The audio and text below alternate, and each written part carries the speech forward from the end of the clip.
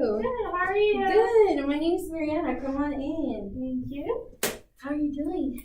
I'm okay. Yeah? Yeah. Did you find your way to the office pretty well? Or? Yeah, it was okay. Yeah. Where exactly do you live? So I live over in like Gwinnett area. Okay. Gwinnett. And would you mind giving me your full name? Elizabeth Bradley. Mm-hmm. And Elizabeth, when is your birthday? 4/12/1997. Well, I'm so glad that you're here. Thank you. Before we get started with this interview, I just want to let you know that everything that happens in this room is absolutely confidential. I will not release any sort of information or the fact that you were even here to anyone outside of this room. So know that this is a safe place for us to have a conversation and to just be honest with each other. Okay. Do you have any questions for me before we get started? I don't think so. Yeah. Have you ever been in a social work interview before? No, this is my first time coming. Well, ever. Yeah, I've never done anything with social services. Wow. Are you nervous a little bit? Yeah, I'm pretty nervous. Well, don't be nervous. No, this is a safe place, I promise. Okay. Okay, so what brought you in today? So, my mom just had surgery, and she's been like having a lot of trouble with her health lately, and she's kind of elderly. So I'm a little concerned about, like her ability to take care of herself. And she also has dementia, which is making it very difficult for her to do things like, like remember to take her medicine and, things like that. I just worry about like her being able to take care of like the everyday task, that like goes into like taking care of herself and stuff. Okay, and I'm just writing this down, just so I can remember a little better. Like, so I'm sorry if I'm not looking at you directly while I'm writing. Okay, so you said that your mom, and how old is your mom? So she is 72. She's 72. Yeah. 72. And so what you're saying is that she actually has dementia, and you're concerned for her everyday life and just her making sure that she's taking the right medicine every single day. Yeah, so since she had the surgery, she's been having to take like a bunch of medication, so she had kidney surgery. So she's been trying to like take care of that, but she forgets her medicine and her like to help with the dementia, it gets really bad. Okay. So does she have kidney disease, or why did she have surgery in her kidneys? So she gets like frequent kidney stones and things like that. Okay. Yeah, so she had to have a stent put in. Okay. Yeah. So she had a stent put in on the surgery. Okay. All right. Well, let's go back to the beginning of all this, of what I think is the beginning to this story. But so when she was what I'm trying to say is, when exactly did she started noticing the symptoms from all of the kidney stones? When she about like 3 years ago, she started getting them like at least 3 times a year. So that was like a lot of things like that, and it's caused a lot of inflammation and infections in her kidneys along with the stones. So we tried things like getting rid of the calcium in her diet, because we thought maybe the calcium buildup was causing stones, and we changed her diet, and we changed the things that she eats and taking in more water and all that stuff. Yeah. But yeah, and it with the dementia, as it's becoming onset, it's been a little harder to make sure that she's doing those things to help prevent the stones, Sure. And she just gets really frustrated and depressed because like it's so painful, and it just hurts me to see her because she is elderly and she doesn't like want to ask for help, so she's having a hard time with all of it. And I think I came here because I really wanted some help, just making sure that when I'm not here, she's being taken care of. Yeah. Wow. So, Elizabeth, let me ask you a question. Are you the only caregiver for your mother? So it's just me and my sister, but we both live out of state, which has kind of made things a little harder. We try to, pass it off, and one of us will fly home, every other month. But it, money aspect of it is getting to be a lot, and we realize like those check-ins aren't enough anymore, and we get worried because sometimes like she doesn't remember who we are and things like that, so it's hard for her to remember to call us to ensure that she's okay, stuff like that. And where does your sister live? Because you live in Gwinnett, right? Yeah. Where does your sister live? So my sister lives over, sorry. That's fine, you're okay. She lives in New York. New York. And your mom, where does she live? So I'm in the process of moving. Sorry. Okay. So I'm living fine. Like partly here in Gwinnett, but then I'm, she lives over in Noonan. Okay. So it's kind of been hard because as I move, it's because of my job. I work 2 weeks out of the month in Kentucky. So we decided to go ahead and move up there, and we're in the process of doing all of that, which is kind of what sparked me to come here because like my sister, I was coming at the end of the month and driving down there and taking care of her, and my sister was flying down, and it's just been a lot, to take care of and everything. You want to make sure she's okay. Yeah, like I feel really guilty leaving her in this state, but at the same time, like, it's a weird thing because it's like I know I'm doing what's best for me, but I don't want to leave her behind. Yeah. So you're feeling guilty. Yeah, I think that's kind of what is stirring up all of this. Yeah. And why do you think you feel guilty? I think because like she took care of me my whole life, now I feel like she needs me and I'm not as there as I need to be for her, so I think this was like a way of me trying to take care of everything, take some of the weight off of my back. Yeah, no. Especially with dementia. Sorry. Yeah, you're dementia fine. Patients. Caregivers are the main ones that deal with all the emotional part of it. Yeah, I think people don't realize like how much of a toll it takes on you because it's not like going home and just visiting your mom, like and she's making you cookies and things like that. It's really hard, and it's hard for my kids, because they see things and they're just.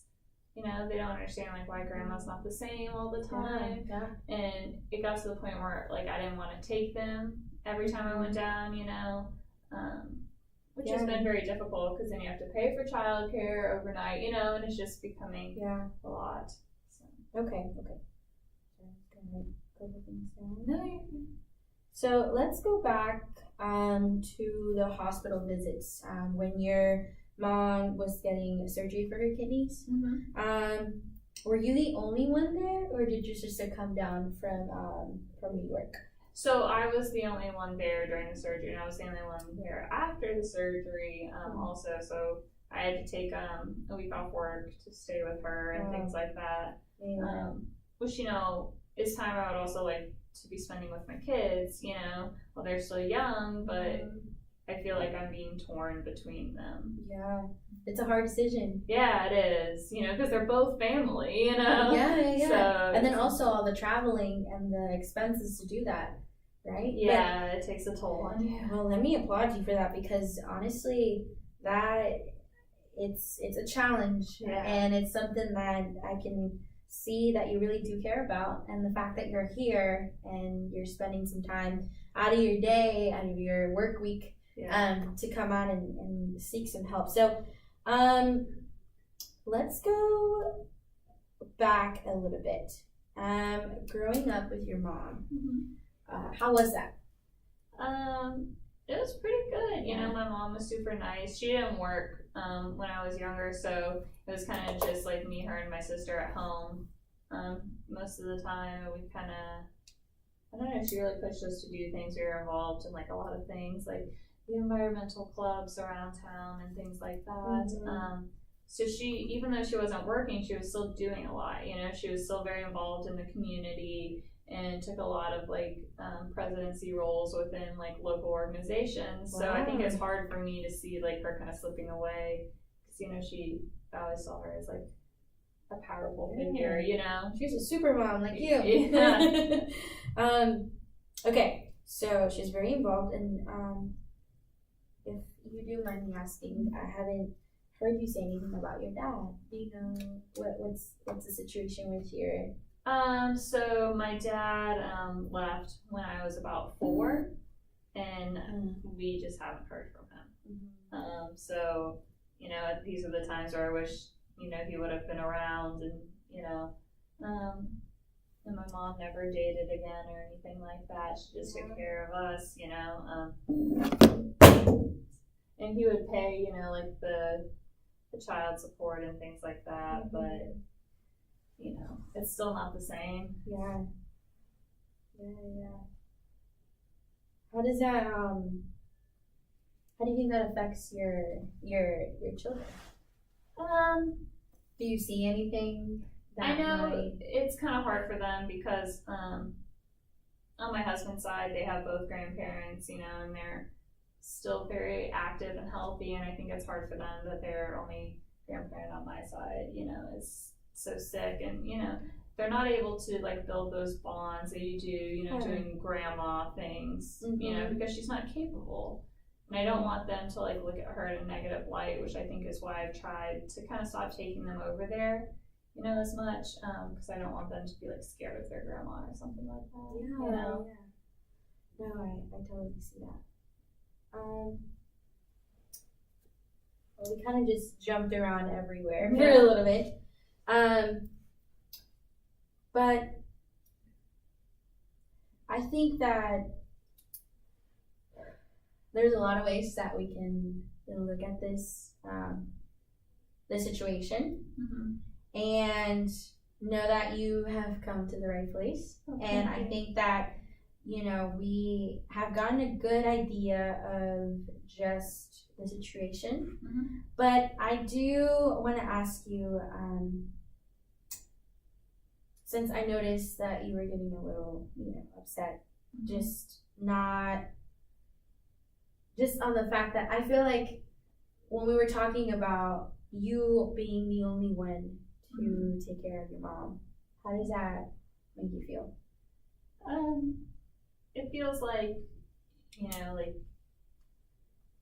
very lonely, you know, because I feel like I can talk to my sister and I can talk to my husband about it, but they'll never fully understand because they're not the one doing it and spending all the time with her, you know?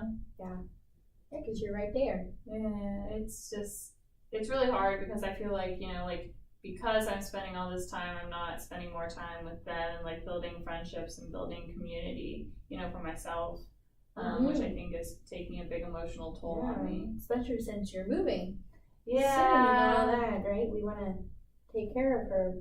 Yeah, I want to be able to help, you know, and part of me feels bad coming here because I feel like I'm just like handing her off, you know, to somebody else, but I know that it's like the right thing to do, you know, like at the same time, the world keeps going, and I kind of need to figure out a way that works like for our family, you know. And I mean, you do have your husband and you have your kids, and I'm sure that when you go home, you might, you know, get a little bit of glance of joy when you go home and see them, and I'm sure that they support you in a couple of ways. I know that you've shared that with me. And so you would think, what do you think that would be a major life-changing thing for your mom to have in her everyday life? What is something like specific that we can? So one thing that I would really like is for her to like learn a routine for every day, you know, which can kind of help when she's having trouble remembering things. Like if she does the same, does the same thing, you know, every day, I think that kind of might help. The doctors have said that, but you know, it's hard to keep her in a routine when like no one's there reminding her of it, you know, and try to write it out, and then she'll lose it, and then it's like this long process of like figuring it out again, and she gets frustrated if she can't remember it. So having a routine is something that you would. Yeah, that's something I really want to make sure happens. So having a routine, and then I heard you mention something about her medicine. So making sure she's taking. Yeah, so she has to take it, and a lot of times she thinks because she's feeling okay, she doesn't need to take it, and then she ends up, you know, in a worse state because she didn't take her medicine, you know, and it's hard to convince her to take it, you know? Yeah. Nobody wants to, like, rely on it, and I understand that, but at the same time, like, I know it's for her safety and for the benefit of her own health to take it. And does that frustrate you that she's not able to provide that for herself? Or it just makes me feel sorry for her because she's the one who has to deal with, like, the symptoms the most if she doesn't take it, you know? I understand. So yeah, I understand what you're saying. Okay, so her routine, making sure her medicines are taken care of at the right time of the day. Yeah. What as far as her hygiene, are you helping her take showers, or has it gotten to that point yet, or no? She has like a little stool that she sits on in the shower. Okay. She's okay because it's just like a walk-in one. She doesn't have to like step over something. And she does live in a one-story house, which is good. You know, she doesn't have to worry about the stairs or anything. That's good. So I think she's doing okay with that, you know. And do you help her out with her groceries as well, or? So what I try to do is when I'm here, I take her grocery shopping, and if I'm not here, I try to have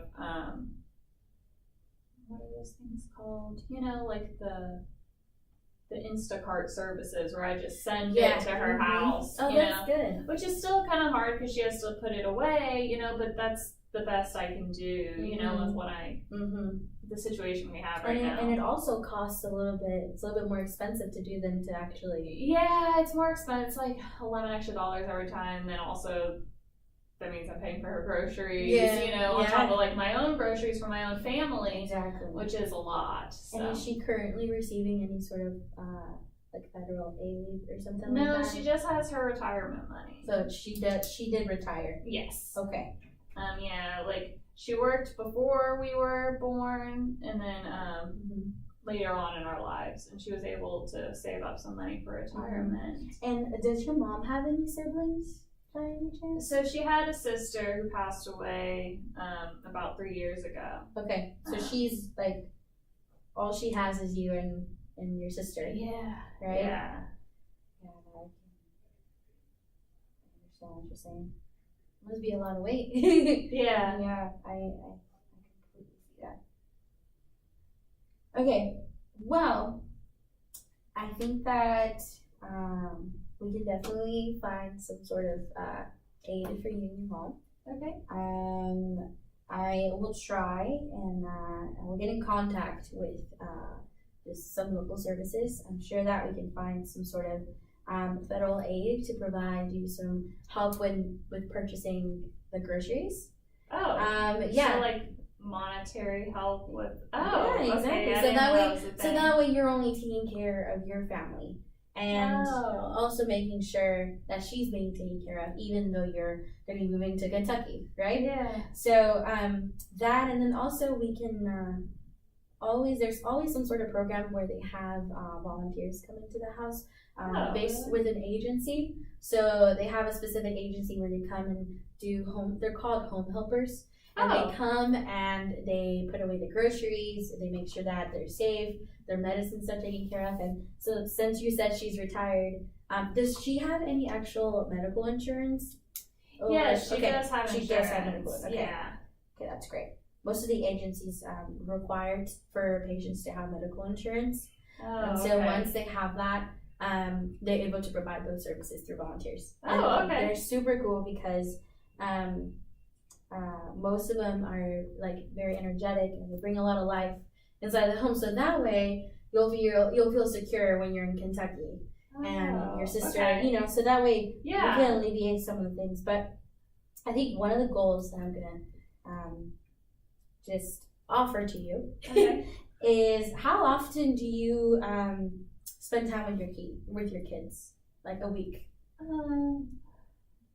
So we try to do like a family movie night every Friday, you know, and like I make dinner and stuff like that.